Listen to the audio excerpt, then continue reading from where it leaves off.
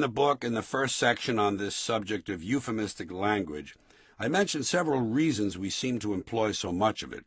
The need to avoid unpleasant realities, the need to make things sound more important than they really are, marketing demands, pretentiousness, boosting employee self-esteem, and in some cases just plain old political correctness.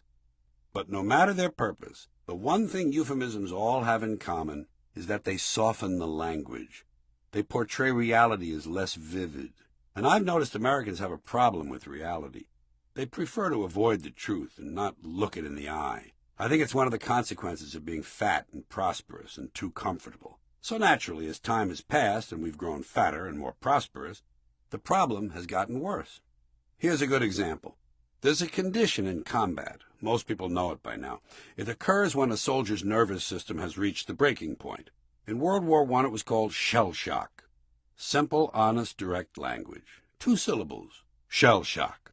Almost sounds like the guns themselves. Shell shock. That was 1917. A generation passed. Then, during the Second World War, the very same combat condition was called battle fatigue. 4 syllables now. Takes a little longer to say, stretches it out.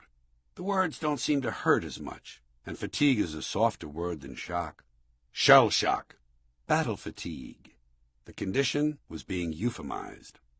More time passed, and we got to Korea in 1950. By that time, Madison Avenue had learned well how to manipulate the language, and the same condition became operational exhaustion.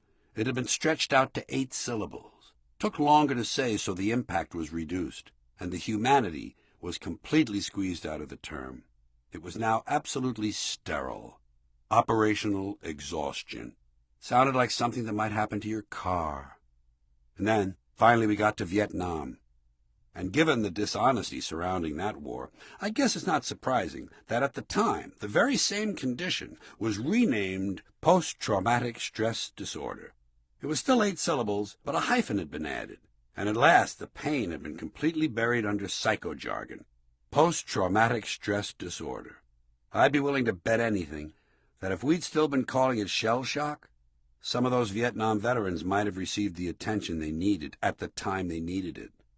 But it didn't happen, and I'm convinced one of the reasons was that softer language we now prefer. The new language, the language that takes the life out of life.